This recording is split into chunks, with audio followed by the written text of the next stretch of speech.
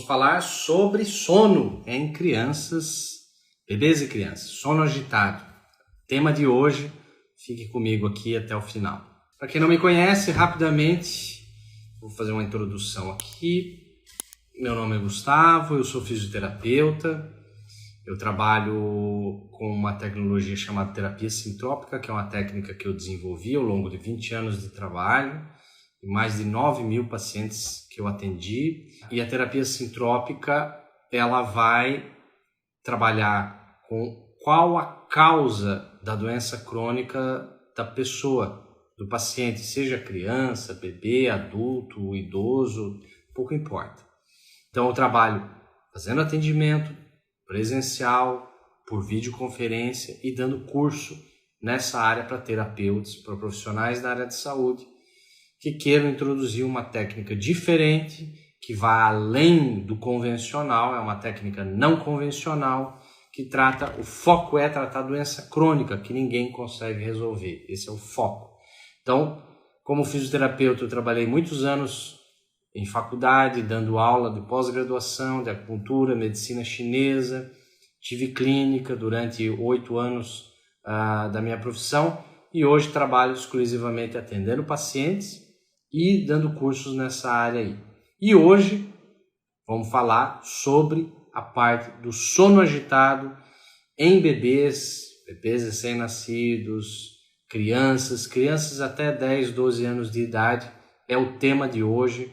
Eu vou falar também, além das causas não convencionais da medicina, sobre esse tema de hoje, eu vou falar também umas dicas de como você tratar em casa o seu filho ou sua filha, essa criança, enfim, que tem esse problema.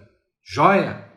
Então, agora nós vamos começar já de cara o assunto de hoje. Então, o sono agitado. A primeira coisa a gente entender é que a criança, como eu sempre falo para os meus alunos, falo para os meus pacientes, a criança, principalmente até os 3 anos de idade, ela responde muito baseado no reflexo, a manifestação que ela está sentindo, o sintoma que ela tem, muitas vezes não é dela. Então a primeira coisa a entender é que o que ela está manifestando é um reflexo que pode ser um reflexo da mãe ou do pai, ou dos dois, geralmente da figura que protege ela mais, que é a mãe. Então isso é muito importante entender que essa manifestação do sono agitado que a criança está tendo, muitas vezes não é dela, mas sim um processo pelo qual o pai ou a mãe estão passando. Dito isso, a gente vai para as causas mais comuns do sono agitado. Independente se tem cólica ou não, se tem refluxo, outro sintoma envolvido, nós vamos falar do sono agitado. A criança não consegue pegar no sono profundo, acorda o tempo todo, às vezes acorda desesperada chorando, às vezes acorda e tem que ficar mamando o tempo todo em contato com a mãe, não consegue desgrudar da mãe, acorda em pânico, etc. Tudo isso está relacionado, são sintomas que podem estar relacionados ao sono agitado dessa criança. E tem criança que já desde o primeiro dia de nascimento tem essa manifestação, esse comportamento. Outras não, outras começam depois do primeiro mês, segundo mês, terceiro mês. Fora o que a medicina convencional já fala sobre é um problema do intestino, pode ter alergia alimentar, pode estar tendo dor e cólica, etc. Nós não vamos falar sobre isso, que isso é o básico da medicina. Eu vou falar de outras causas mais profundas. Nós estamos diante de conflitos emocionais, que a criança pode ter vivenciado na vida fetal e depois do nascimento, ou ela pode ter vindo hereditária. Então a gente tem 3 possibilidades. Algo hereditário que veio do pai, da mãe, dos avós, algo que ela vivenciou de conflito emocional na vida fetal dela, algo que ela vivenciou logo após o nascimento de conflito emocional. Gustavo, diz aí, você bem pragmático, bem objetivo hoje. Qual o maior conflito emocional que o bebê humano passa? Medo de perda de proteção da figura materna. Então, vou falar novamente, prestem atenção. O medo da separação da mãe, o medo da perda de proteção da mãe, para o bebê humano é uma coisa muito impactante.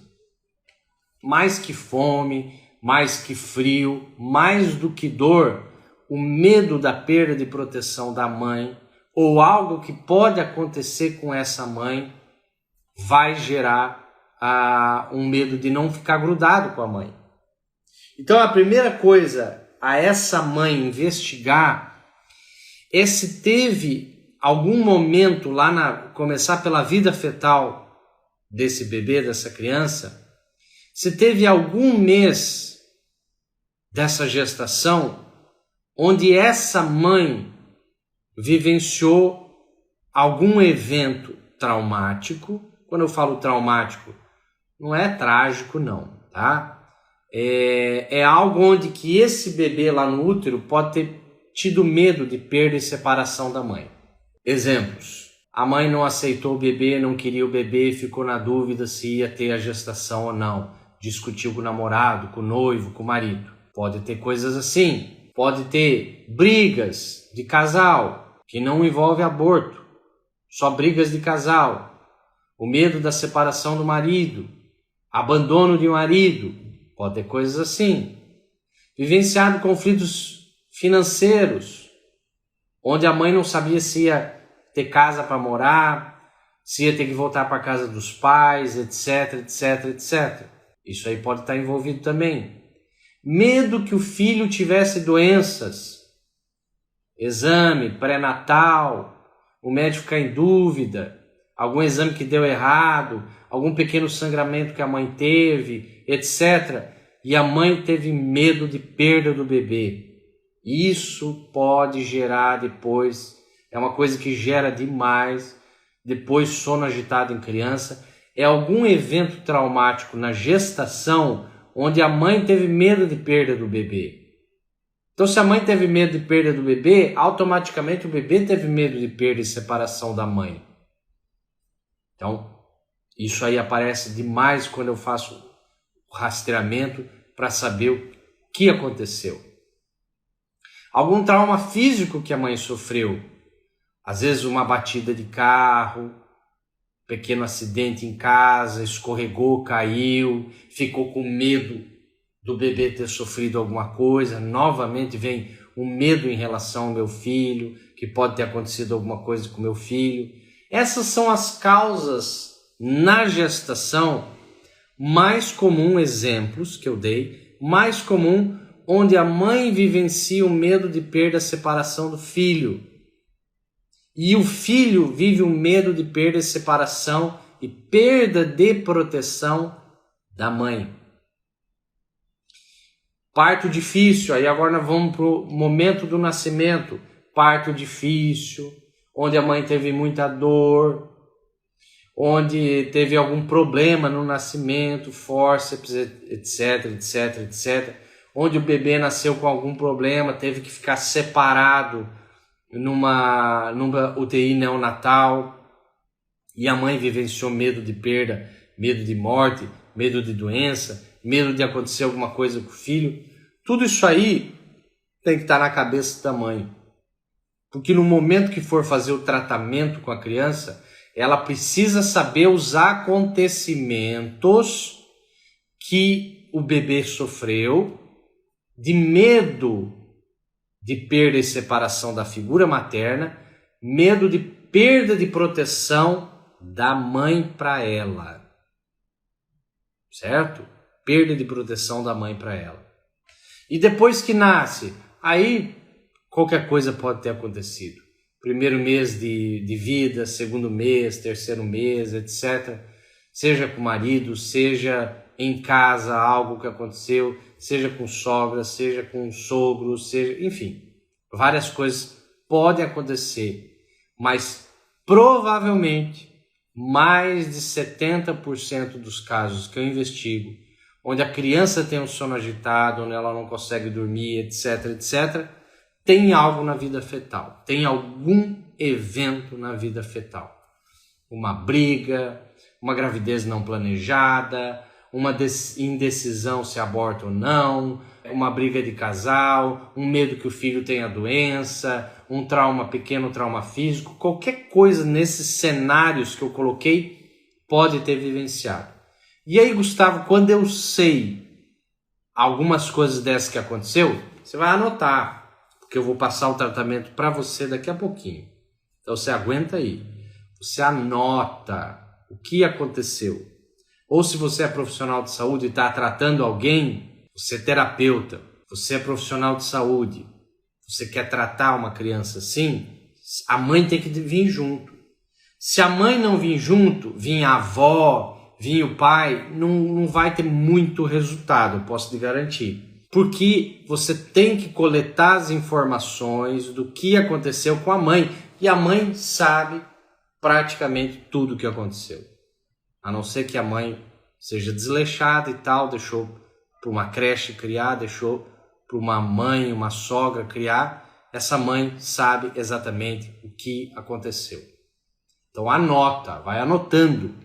Nunca é um evento só. Essa é o segundo dado importante da nossa investigação para tratar o sono da criança agitado. Você tem que entender que nunca é um evento, conflito emocional, que vai gerar o sono agitado. Não é um. É pelo menos dois. É pelo menos dois eventos inesperados, inusitados, que o bebê vivenciou medo de perda, separação da mãe, perda de proteção da mãe, que ele vivenciou. Pode ter sido um na vida fetal, um no momento do nascimento, um depois com 3, 6 meses de vida, 1 ano de idade, 2 anos de idade, não importa. Mas tem que ter pelo menos 2 eventos.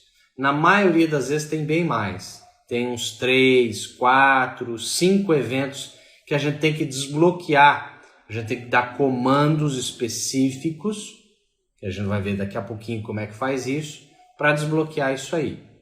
Então, recapitulando, o maior conflito emocional que a criança que tem o sono agitado vivencia é o medo de perda e separação da figura materna com perda de proteção da mãe. Ele se sentiu desprotegido, o bebê. Então você rastreia, você vai tentar pesquisar com essa mãe o que pode ter acontecido. Gustavo, e se não for isso? Se não for isso, tem outras possibilidades. Nunca é só isso. Pode ser outras possibilidades também. Qual é a outra possibilidade? É algo que a mãe vivencia que está refletindo no bebê. A mãe vivenciou, por exemplo, depois que o bebê nasceu. Então vamos supor que a mãe vivenciou uma briga com o marido quando o filho tinha 3 meses de vida. O filho não estava próximo, estava até longe, ou estava em outro lugar, não estava no mesmo lugar. O bebê não precisa ter ouvido, o bebê não precisa ter visto nada, mas é algo que acontece com a mãe que vai refletir no filho. Essa é outra possibilidade. Então, a mãe tem um processo de briga com o esposo, tem um processo de briga com o chefe, tem às vezes um medo de perder o trabalho, tem às vezes algum processo com sogra, cunhada, geralmente envolve família, tá? E aí, como reflexo, o bebê sente e manifesta o sono agitado, o sono com pânico, não conseguir ficar longe da mãe, à noite ter que ficar acordando o tempo todo, acorda em desespero, toda essa história que a gente vem comentando aqui nesses quase 20 minutos aí. Então, pode ser algo que o bebê vivenciou, pode ser algo que a mãe está vivendo e está refletindo no bebê. Tem uma terceira possibilidade. Pode ser algo que está se repetindo como padrão, ou seja, quando a mãe tinha a idade que essa criança tem, ela vivenciou algo de medo e separação da mãe dela. Então vamos supor que tem essa criança que tem o sono agitado. Às vezes a mãe dessa criança, quando tinha a idade que essa criança tem hoje. Vamos supor que essa criança tem 2 aninhos de idade. E a partir do 1 aninho de idade, começou o sono agitado. Até 1 ano de idade, a criança tinha um sono profundo. Mas a partir dos 12 meses, começou o sono agitado, choro, sono agitado, choro. Então você tem que investigar o que a mãe dessa criança, quando ela tinha 1 ano de idade, o que ela pode ter vivenciado. A pergunta é, será que ela vivenciou um medo de separação da mãe dela por algum fator que aconteceu? Será que ela vivenciou o sentimento de perda de proteção da mãe porque algo aconteceu? Então existe outras coisas também. Existe essa terceira possibilidade. A primeira, eventos que o bebê vivenciou na vida fetal, nascimento e depois do nascimento. Segundo, algo reflexo que a mãe está vivendo e está manifestando na criança. Terceiro, algo que a mãe vivenciou quando essa criança, quando ela tinha idade que o filho dela tem agora. A partir do momento que começou o sono agitado. Então tem que pesquisar, na verdade, essas 3 coisas. Essas 3 critérios você tem que ir atrás e saber. Ah, Gustavo, descobri alguma coisa nessas 3 coisas que você falou. Ótimo. O que você vai fazer agora? Presta atenção que eu vou passar agora para vocês como tratar essa criança. Se é o seu filho, o sobrinho, o afilhado, se é um paciente seu, você pode tentar essa alternativa que faz parte do meu tratamento da terapia sintrópica, tá?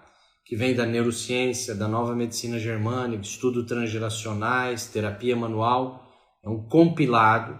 Você vai fazer o seguinte, durante 3 noites seguidas, você vai pedir para a mãe dessa criança, quando a criança estiver dormindo acima de 20 minutos, que ela estiver num sono mais profundo, a mãe vai falar próximo ao ouvido dessa criança, sussurrando para a criança não acordar.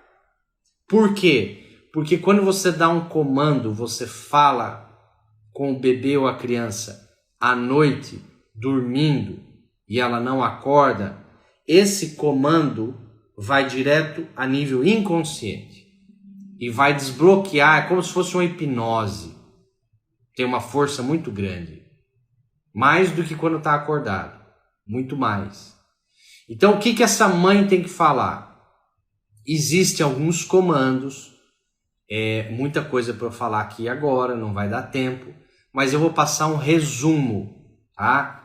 A criança vivenciou medo de separação, a criança vivenciou se sentir desprotegida. Então o que ela tem que ouvir da mãe é que aqueles eventos vivenciados, e tem que falar quais são os eventos, acabaram. A primeira coisa que o cérebro da criança tem que entender é que o perigo acabou. Então você vai falar para a criança. Vamos supor, você ensina a mãe a falar, ou se você é a mãe, você fala. Vamos supor que o nome do filho é Rafael. A criança o bebê se chama Rafael. Então, você ensina a mãe, ou você que é a mãe vai falar o seguinte. A mãe fala à noite dormindo. Rafael, meu querido filho, o perigo de perda e separação de mim, que você vivenciou nessa data, nesse momento, nesse evento, etc, etc, acabou. Vou repetir. A mãe fala 3 noites seguidas quando o bebê, a criança estiver dormindo. A seguinte frase. O nome do filho, meu querido filho fulano de tal, nesse exemplo é Rafael. Meu querido filho Rafael, os perigos e medos de perda, separação de mim, que você viveu nesse momento, etc, etc, etc, acabaram. Primeira coisa. informar o cérebro que o perigo de separação, perda, abandono, perda de proteção acabou. O perigo acabou. Você não é culpado, nem responsável. O cérebro da criança precisa saber isso. Você não é culpado nem responsável. De agora em diante você estará seguro e protegido. Primeira informação, o perigo acabou, o perigo de separação, perda de proteção acabou. Você não foi culpado.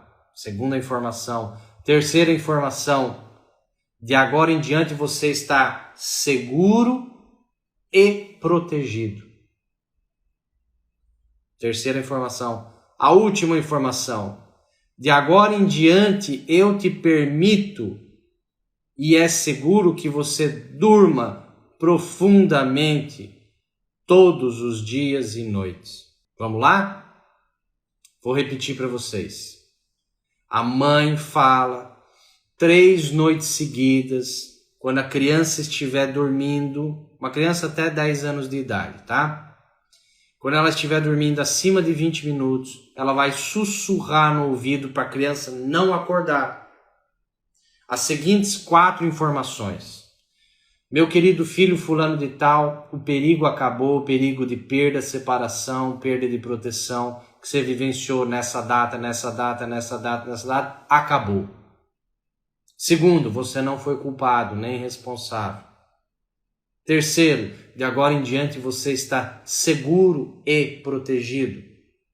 Quarto, de agora em diante eu te permito e é seguro você dormir profundamente todos os dias e noites. Essas 4 informações a mãe vai repetir com a criança ou bebê dormindo durante 3 noites seguidas. Fala uma vez só. Uma vez na primeira noite, uma vez na segunda noite, uma vez na terceira noite. Eu tenho certeza que isso vai fazer toda a diferença no sono dessa criança. Tá? Gustavo, se depois dessas 3 noites a criança melhorou, mas não melhorou 100%, ou a criança não melhorou nada, e aí o que fazer? Aí não tem outro jeito a não ser tratar com um profissional, tá? Lógico que aqui não é um curso para mãe tratar bebê, para profissional tratar bebê e criança, não é um curso. Eu estou dando algumas dicas. Se não funcionar, óbvio que você tem que ter a ajuda de um profissional para rastrear o que foi, quando foi, será que é algo hereditário? Será que é algo que a mãe viveu? Será que é algo que a criança viveu na vida fetal? Será que é um reflexo da mãe? O que é? Então, se não funcionar, você precisa de um profissional que consiga, com alguma técnica, fazer exatamente isso que eu estou falando. Mas geralmente, pelo menos com o meu tratamento, que os meus alunos fazem, que eu faço, geralmente uma sessão já resolve. Geralmente uma sessão já resolve.